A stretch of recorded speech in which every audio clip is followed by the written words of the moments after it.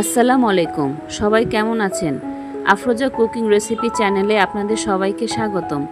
আশা করছি যে যেখান থেকে আমার ভিডিও দেখছেন সবাই ভালো আছেন, সুস্থ আছেন। আমি আজকে আপনাদের জন্য হেলদি একটা ব্রেকফাস্ট বা বিকেলের নাস্তা যেটাই বলেন, দারুণ একটা নাস্তার রেসিপি নিয়ে চলে এসেছি। আমি এই নাস্তাটি তৈরি করেছি একদম তেল ছাড়া, এক ফোঁটা তেলও কিন্তু আমি ব্যবহার করিনি।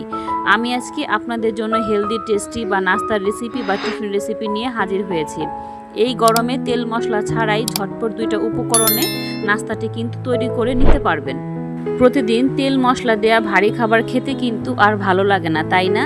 আজকে আমি দেখাবো খুব সহজে হেলদি একটা ব্রেকফাস্ট, যেটা বানাতে লাগবে ঘরে থাকা মাত্র দুইটা উপকরণ, আর এক ফোঁটা তেলও কিন্তু লাগবে না। এত কম উপকরণে এত নরম আর মজার নাস্তা পেলে আপনি নিজেই কিন্তু অবাক হয়ে যাবেন।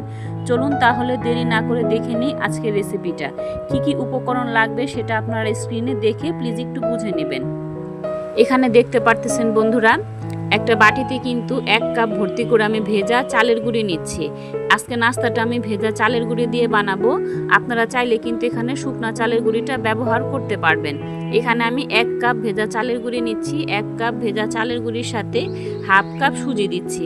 এখানে মেজারমেন্ট হচ্ছে 1 কাপ চালের গুঁড়ির সাথে হাফ কাপ সুজি দিতে হবে। এই মেজারমেন্ট আপনাদের ঠিক রাখতে হবে।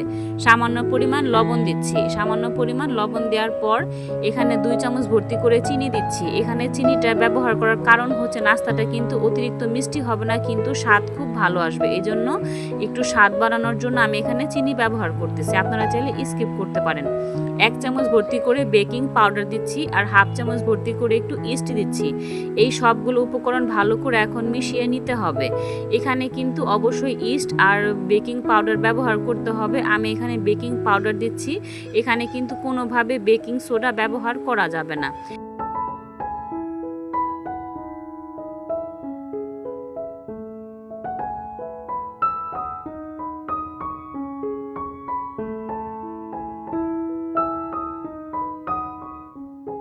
এখন সবগুলো শুকনো উপকরণ ভালো করে একটু মিশিয়ে নিতে হবে। আর এখানে দেখতে পারতেছেন আমি দুধ আগে থাকতে জাল দিয়ে একদম ঘন করে নিয়েছিলাম। এই দুধটা কিন্তু অল্প অল্প করে দিতেছি আর মিশ্রণের সাথে ভালো করে মিশিয়ে নিচ্ছি। দুধটা কিন্তু একসাথে দেওয়া যাবে না, অল্প অল্প করে দিতে হবে। আর কিন্তু সুন্দর একটা লিকুইড ব্যাটার তৈরি করে নিতে হবে। আপনারা দেখি একটু বুঝে নেবেন আমি কিভাবে কাজটা করছি। লিকুইড ব্যাটারটা কিন্তু একদম ঘন করা যাবে না, একদম পাতলাও করা যাবে না, একদম মিডিয়াম আকারের একটা লিকুইড ব্যাটার তৈরি করে নিতে হবে। এখানে দেখতে পারতেছেন আমি কিন্তু এখানে একটা ডিম ব্যবহার করতেছি। আপনারা চাইলে নাস্তার পরিমাণ অনুযায়ী ডিমটাও কম বেশি করে নিতে পারবেন। এখানে 2টা ডিমও আপনারা ব্যবহার করতে পারবেন।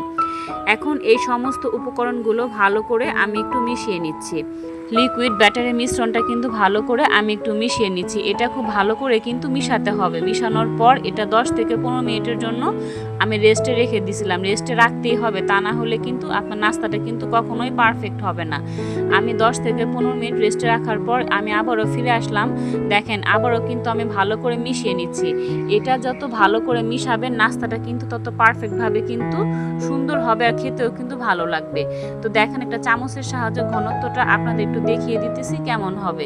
এটা কিন্তু বেশি পাতলাও করা যাবে না, বেশি ঘনও করা যাবে না, একদম মিডিয়াম আকারের একটা লিকুইড ব্যাটার তৈরি করে নিতে হবে।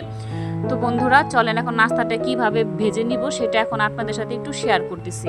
এই নাস্তাটা আমি আজকে ভাজবো, একদম তেল ছাড়া নাস্তা, একদম হেলদি একটা টিফিন রেসিপি বা নাস্তা রেসিপি, যেটা আমাদের স্বাস্থ্যের জন্য খুবই উপকারী। আমার রেসিপিগুলো আপনাদের কাছে কেমন লাগে অবশ্যই আমার কমেন্ট বক্সে একটু জানাবেন। এখনো পর্যন্ত যারা ভিডিওতে লাইক দিতে ভুলে গেছেন অবশ্যই একটা লাইক দিয়ে আমাকে একটু সাপোর্ট করবেন, কারণ আপনাদের একটা লাইক আমার কাজ করা অনুপ্রেরণা আরও বাড়িয়ে দিবে। আর আমার চ্যানেলটি সাবস্ক্রাইব করে রাখবেন। সাবস্ক্রাইব করে রাখলে কি হবে, আমি যখন নিত্য নতুন ভিডিও দিব সবার আগে আপনাদের কাছে নোটিফিকেশন চলে যাবে। সুযোগ সময় করে আপনারা ভিডিওটা দেখে নিতে পারবেন। আর বন্ধুরা এখানে দেখতে পারতেছেন চুলায় কিন্তু আমি একটি ফ্রাই প্যান বসিয়ে দিচ্ছি আর একটা একটা করে নাস্তা কিন্তু আমি ভেজে নিচ্ছি।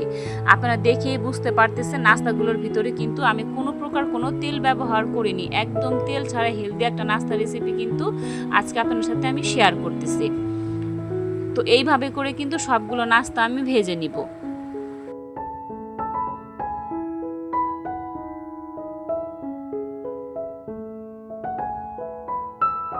যারা সকালে একদমই ব্যস্ত থাকেন, নাস্তা বানাতে সময় পান না, আপনারা কিন্তু একবার হলেও রেসিপিটা বাসায় ট্রাই করে দেখতে পারেন, অনেক ভালো লাগবে। আর এটা স্বাদের কথা আমি আপনাদের বলে কিন্তু বোঝাতে পারবো না, অসাধারণ টেস্ট হয়।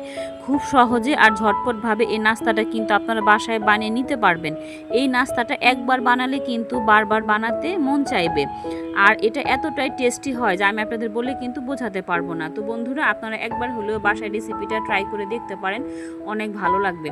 আসলে আমরা তো সবসময় তেলযুক্ত খাবার খেয়ে কিন্তু অভ্যস্ত, তো তেলযুক্ত খাবার আর মশলাযুক্ত খাবার খাওয়া কিন্তু আমাদের স্বাস্থ্যের জন্য খুবই ক্ষতিকর। আপনারা কিন্তু তেল ছাড়া এই হেলদি নাস্তা রেসিপিটা বাসায় বানিয়ে দেখতে পারেন, এটা কিন্তু ছোট থেকে বড় সবাই কিন্তু খুব পছন্দ করবে।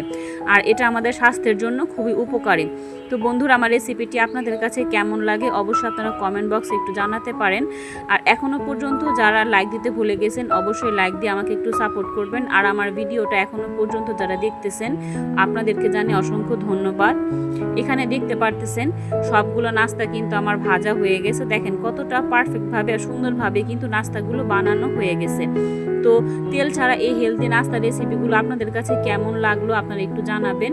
দেখলেন তো বন্ধুরা, কত সহজে মাত্র 2টা উপকরণে একদম তেল ছাড়াই বানিয়ে ফেললাম এত সুন্দর মজাদার হেলদি নাস্তা রেসিপি।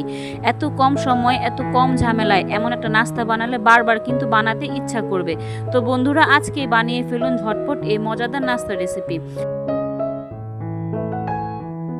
দেখেন এখানে একটি নাস্তা কিন্তু আপনাদের আমি ছিঁড়ে দেখাচ্ছি কতটা পারফেক্ট হয়েছে। এটা ভেতর থেকে একদম নরম আর খেতেও কিন্তু অনেক সুস্বাদু হয়। তো বন্ধুরা, আজকে এ পর্যন্তই, বলতে বলতে অনেকগুলো কথাই বলে ফেললাম। আবারও দেখা হবে নতুন কোনো রেসিপিতে। সে পর্যন্ত আপনারা আফরোজা কুকিং রেসিপির সাথেই থাকুন। আপনারা সবাই সুস্থ থাকবেন, ভালো থাকবেন। আসসালামু আলাইকুম।